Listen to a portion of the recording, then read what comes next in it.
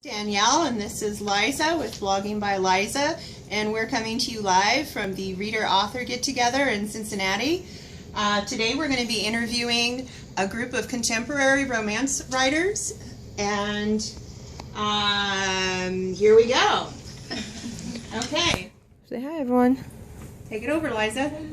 Let's start with you and Desiree. You go I'm first. Desiree Holt. I write at all levels of heat in contemporary. And everything I write is a love story because for me it's all about the happy ending. Nice. And I've been published for 8 years now. Congratulations. Thank you. I'm Kalyn Cooper. I write factual fiction. I leave it up to my readers to decide where the facts stop and where the fiction begins. And I write contemporary romance and romantic suspense at the spicy level. I'm Christi Barth. I write contemporary romantic comedies in every length, and my new trilogy is about to come out in a few weeks. Everybody get excited about it, about a mailbox full of secrets on the edge of a lakeshore. I'm Constance Phillips. I write contemporary romance, paranormal romance, and magical realism. And I've got one coming out in August. The Ultimate Catch, and the Deadliest Catch meets romance. I'm Kelli Evans, and I write contemporary romance, but usually small town romances, quirky casts, characters, and that is spicy heat level. Tim? Hi, I'm Tim Smith, and I write contemporary romantic mystery thrillers. I've also written some romantic comedies. Very spicy stuff. Not so much with a happy ever after ending, but a happy for now type thing. I have a couple series going with my publisher, Ecstasy Books, and I have a new one coming out in August, a new private eye romantic thriller in my series called The Dirty Blonde. If that title doesn't grab you, I don't know what will. Dirty how? That's what, you have to read it and find out. I'm Jenna, Rutland. I write small town contemporary romance, more on the sweet side, and maybe in the future I'll get a little spicier. I'm Leah Braemel. I write romantic suspense on the spicy side for Stanley Publishing, and lately I've been writing cowboys both hot and steamy for Carina Press. Oh, my latest book is No Accounting for Cowboys, and lots of angst. My name's Tricia Andersen, and I write contemporary suspense, and lately I have been dipping into sports romance, primarily mixed martial arts. I write those for Secret Cravings Publishing. My next release comes out in September. It is book 2 of my hard drive series called Breaking the Silence, MMA. Okay, thank you, ladies and gentlemen, for that wonderful introduction. We're going to do a quick rapid-fire question just to help all of our listeners, viewers, and audience members get acclimated with your heat level. So, spicy or sweet? We'll start in the back. Sweet. Spicy. Sweet. Spicy. Spicy. My contemporaries are sweet, but my paranormal are spicy. Spicy. Spicy. Spicy, jalapeno spicy. Okay, so what book of yours would you suggest to a brand new reader who's just discovering your books? It's been one of my bestsellers. It's a book called Rodeo Heat about a cowboy who is obviously in the rodeo, and a woman who's been widowed for 20 years, and her friend has decided it's time for her to break out of the box that she's been living her life in, and takes her to the rodeo where she meets Ben, who is getting ready to retire and buy a ranch, and it's how he takes her on a journey of sexual awakening. And as he does this, their love story begins to build. So I would say probably that would be the best one for someone to start with. We want to go through things for everybody? Yes. Yeah, I think this would be a great question for everyone. Okay. Explosive Combination is my newest book. It came out in March, and it's about an ATF special agent, female, specializing in explosives, which has newly been added to the ATF. and she travels to Colombia to see if they have the capability to create Chaz, which is real, and they don't until she gets there, and oh my gosh, she gets kidnapped, and only with the help of an undercover CIA agent does she get out, and that's where the romance kicks in. And as they travel their way across Colombia, they're being chased by drug lords and sicarios and lugartentes, and the equatorial heat is nothing compared to what they generate. Nice. Okay, Christi? I would tell you to start with the first book in my award-winning Islebound series. It's called Planning for Love, and it is about a romanceaholic wedding planner who, under the harsh spotlight of reality television, tries to snare the anti-Cupid. And, spoiler, she does, because it's a romance. For contemporary, it'd be my All Things Unspoken. It's a small town, lovers reunited story. The heroine had left town to go to college, and there was kind of without talking to the hero before she left, and now she's back in town for the holidays. They have to deal with all that was unspoken between them. For me, it would be Lucky Enough. It's the first book in my first series. And it's about this heroine who's quirky and klutzy and very down on her luck, sleazy landlord. And her paths cross with this single dad who's struggling, and she ends up having to mentor his troubled teenage daughter. So it's fun, and it's a good read. I would say Memories Die Last, and make sure I would specify the e-book reissue, not the paperback version that I wrote 12 years ago, because I redid everything. Made it better the second time around. That's the first in my next 7 spy series. He's a former CIA spook who lives in the Florida Keys with a former co-worker from Barbados named Felicia. So yes, this is an interracial romance. And each story, they just want to stay out of the spy game and the intrigue, but something happens, of course, to pull them back into it. But Memories Die Last is the first of the 3 that I have out in that series, and it introduces the characters and gives you, a feel for what they go through. And somebody mentioned about hotter than the equator. These 2 generate more heat than Key West in July. I'm a fairly new author, and my first release, Just for the Summer, takes place in a fictional Michigan beach town called Lake Bliss.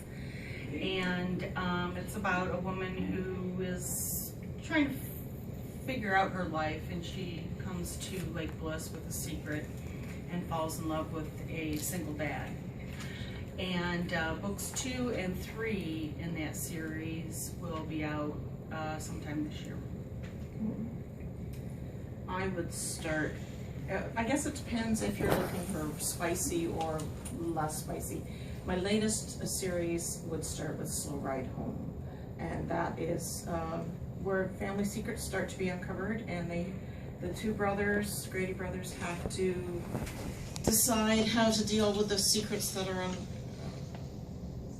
being uncovered. And the first one is a Reunited Lovers, where Ben has to rely upon an old love that went awry. And Slick's laughing. And that gets a little steamy. And No Accounting for Cowboys is the second one, where more secrets are unveiled. And that's quite angsty. I think that's more because the brother who was really connected, Jake, he's really connected to the land, he decides that maybe he doesn't belong where he thought he did. I would suggest starting with probably my bestseller, which is Breaking the Cycle, and that was my first MMA. And it's about a fitness trainer who falls in love with one of his co-workers who is booted out the door because she keeps calling in sick. and they all think she's faking it, and she's not. So he sacrifices the job he loves to try to find out what has happened to her. And with the help of 3 of the trainers in the gym he now works for, who are hilarious together, he does find out what his the illness that's troubling her, and comes to a and they're able to get her taken care of. But there's plenty of fighting and lots of funny and wonderful characters. Okay. All right. Thank you. I guess just to break things up a little bit, we want to maybe invite our audience to ask our authors any questions. Anybody? Boxers or briefs? To wear?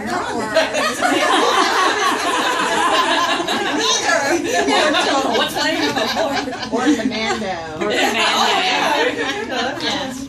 So boxers, briefs, or commando. We'll start with you, Desiree. Oh, commando, definitely. Okay. Ranger panties. Ranger panties? Ranger panties. Please It's explain. what they really wear. And they really call them that? Yes, they That's do. not sexy. The calling. What are They're like silk running shorts, and that's what they wear because they're high tech and they're quick drying and trust me, Macho Marine, my husband, wore them for many years. Everybody's secret.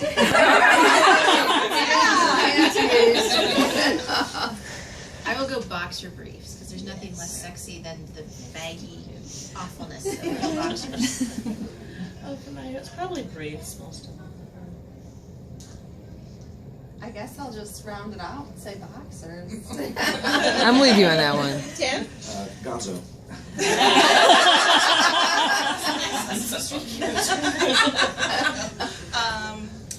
Boxer briefs. Not on the loose side. Boxer briefs here. I'm gonna break the trend. Tight MMA shorts. I'm good with it. Yeah. Okay.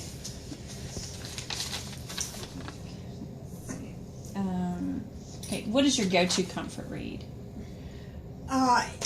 Totally opposite, well, not totally opposite from what I write, but not as intensely spicy as mine. I love a really good romance, especially in a series. Like I said, for me it's all about the happy ending, and I love reading a book where I know I'm going to get what I want at the end. So I'm kind of in the really warm contemporary romance genre, which is what I look for my own comfort. Okay. Elizabeth Lowell books, anything that she's written over the years, and she's one of my favorite authors. You name it, I'll read any of those. I always go back to them. Nora Roberts, unless there's a brand new JR word out.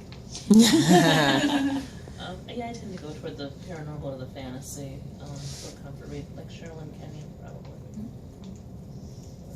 I have worn out my copy of Boone's Bounty by Vicki Lewis Thompson, and Once Smitten, Twice Shy by Lori Wilde.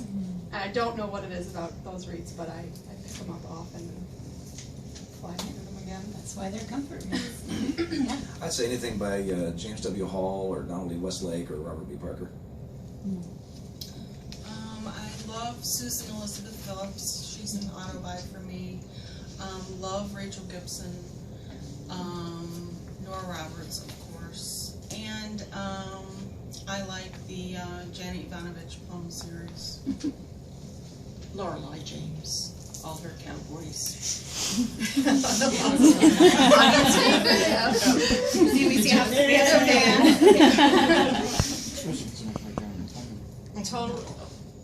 Totally out of my genre. Karen Marie Moaning, either the Highlander series or the Fever series. Ooh, yeah. Fever series. Fever series. Does that include the Danny series? I have not gotten into Ice. I read about 4 chapters and I couldn't do it. So I think I have to try it again. Audiobook. Audiobook's better? It's better in the audiobook. Cool. Can I add one thing? Sure. My current go-to author, who I have reread each book like 20 times already, is Marie Forth with her McCarthy's of Gansett Island. Oh my God, that woman is like my crack cocaine. Reading her. And I just recommend her to everybody. She knows how to write a story. So if you have not read her yet, go from here right now to your iPad and buy something, because it will make you feel so good. Well, and the first book I think is still free. Made for Love is still free. It is still free. That's how I found her in the first place. Yeah, me too. And there's a real success story, because everybody turned the series down. She had 6 books written. Nobody wanted to publish it. So she put Made for Love out on Book Club for free, and that kicked it off. That's how I found her. And I'm telling you, those stories, I can't stop reading them. It's like my hands shake if I don't get to look at them. Book crack from Desiree Holt. Okay, we're going to jump around just a little bit, and I would like Braemel to make me fall in love with your hero. Oh, God. Tell me, Sam. Okay, everybody says Sam. Now you make me feel bad about Jake. Okay, I love Jake, but Sam, honey, let me tell you.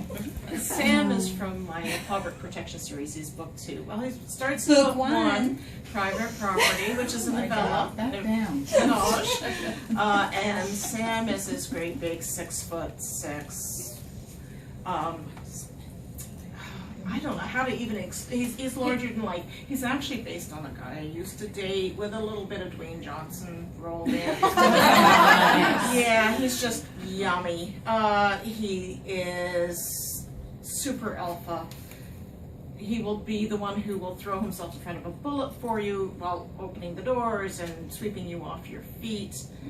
But then he's got that little sparkle in his eye that makes you know that he likes your naughty side too. And you'll bring it up, you'll find it. Yeah. Okay, Kelly, what about you? In 1 or 2 sentences, make me fall in love with your hero. Oh goodness. There's Tad. He's my favorite. And it's probably just because he's such a jerk that like every nice thing he does is like exponentially nicer because it's unusual for him. All right. What about your heroine, Tim? My heroine? Yes. Felicia. She is, as I mentioned, she's from Barbados. She's very exotic, and she's a former CIA spook along with Nick Seven. And when I devised her as a heroine, I did not want somebody who was going to be, oh, what was me, come save me. No, she can kick ass with as good as anybody. Nice. And Okay. she's very strong character. Nice counterpoint to him, because he's pretty tough too. We like saucy, strong characters. That's Great. And Jenna, I know you can answer this one for me. Tropes in your story. How do you use tropes, and what can readers find in your writing as far as tropes go? Well, I usually use the tropes that I like best. In my first book, I had summer fling. It was a secret baby. One other that I can't think of right now. But I love reunion stories, and I think the more popular tropes are the ones that people can relate to, that maybe they've experienced it too. Does anybody else use tropes regularly when they're crafting a story? I don't usually realize I'm using them until after I've written the story, and they go, oh, because my latest series I realized it's sort of a secret baby all grown up, because you're finding the secret baby 30 years later.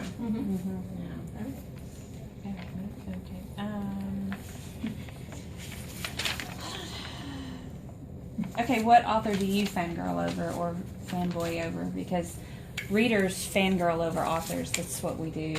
So which one would you have like, oh my god, I can't wait to, I'm so excited I'm meeting you moment with? Book crack. Yeah. Book crack. For me, it would definitely be Marie Forth. I mean, she's did everything for me. I had medically not a really great year last year, and her books are what got me through it. And on top of it, she is just such a really nice person. So to meet her would be the high point of my day, my year. I went to her release party in DC last year. It was very fun. She's very nice. She's very nice. When you meet her, don't worry. She'll be very sweet to you. Oh, good. I'm so glad. Anybody have any court writing habits. Who should I pick on? Tricia? Quirky writing habits. I have to sit in the same place at home. We have a couch and a love seat, and I have to be on the love seat with my feet up, laptop in my lap. Laptop has to be plugged in because it probably will die, or I'll fall asleep on it. And I have to sit there. And if the kids are like, "Well, we're sitting on the love seat. Why don't you sit on the couch?" I literally tell them, "No, you sit on the couch. I'm sitting on the love seat. Move." Yeah. What is it the one thing about the contemporary romance genre that you've enjoyed? I mean, what drew you to write specifically in that genre versus making up your own fantasy world, or writing strictly suspense, or writing strictly thriller? Why add that romance element? Christi? I started writing romantic suspense, and it's so freaking hard. You have to think harder. You have to come up with who the bad guy is and the 4 red herrings you have to throw in the way. So I wrote romantic suspense, and then I went, oh my god, exhausted, and I wrote just a straight romantic comedy. I tried it one more time and wanted to kill myself halfway through as I was researching poisons and drug running, and it's exhausting, and the FBI wants my computer back now. I like that when you read a contemporary romance, you can actually, I mean, it feels like it really can happen. Obviously, the wonderfully written paranormals feel like they can happen, but they can't actually. I don't think there are any vampires really out there. So I like the relatability of it, and that people can lie in bed and think, oh my god, this could happen to me tomorrow. Awesome. Okay, so we've got about 5 minutes left, and what I think our viewers would really enjoy learning is where they might be able to meet up with you next. But I prepped the chest hair question. All right. Oh, I'm sorry. Chest hair or waxed? Chest hair or waxed? Everyone. I will admit, I've never been with a man with chest hair, so I'd like to try it once, just to see what it's like. And then I think it would drive me crazy, but I want to have that Chris, once. you can find me later.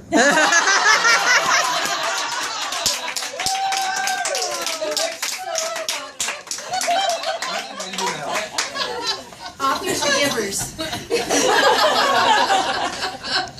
No, that brings up a really good question though. This has helped me in my writing stuff. Which is more, for when you're picturing a hero, which is more attractive? Yeah, everyone. Chest hair or wax? It depends on the hero, but for cowboys, you gotta have chest hair. A little, but not too Not much. dusting. Yeah.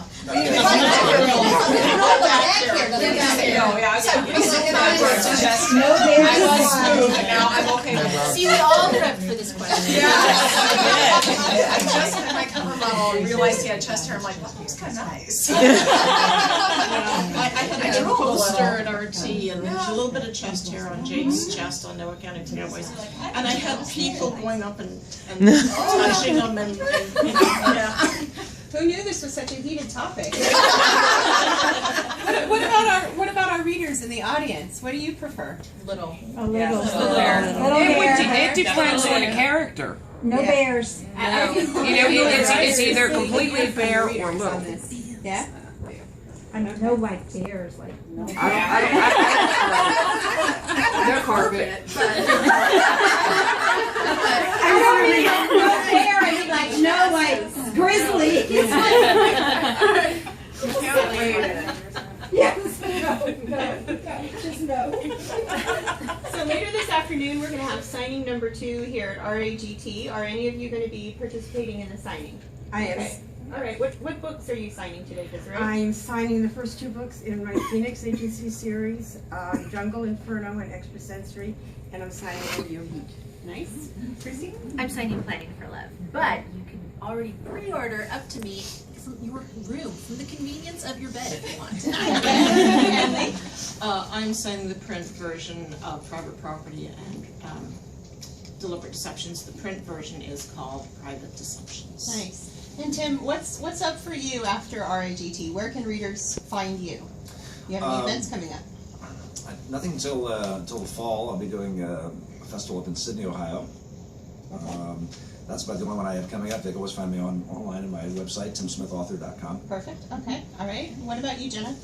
I don't have any appearances scheduled for the rest of the year, but again, JennaRutland.com. Okay. This is my last one for this year, actually appearing in person, but lots of Facebook parties planned. Nice. Okay, Tricia? I have nothing planned. Hopefully we'll be back here next year. And up till then, if you're curious, probably the best way to reach me is Facebook at /TLAndersonauthor.com. Okay. And Kalyn? Actually, compared to them, I've got a very busy summer. And I'll be at RWA down in San Antonio in July. In August, I'll be in Charlotte with Authors After Dark. In September, I can't remember where I'll be right now, but there's something in September. And then in October, I'll be in Georgia with Moonlight and Magnolias. Nice. I haven't heard about that one. Yeah. That's one of the largest conferences in the Southeast. Okay. And Christi? absolutely awesome. I will be on the beach in Ocean City, Maryland. Come find me, and I will see you. But I'll be.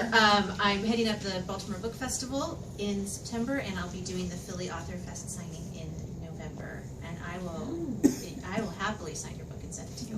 Okay. And you have information on your website? I have everything on my website. Which is? It is www.christibarth.com. Nice.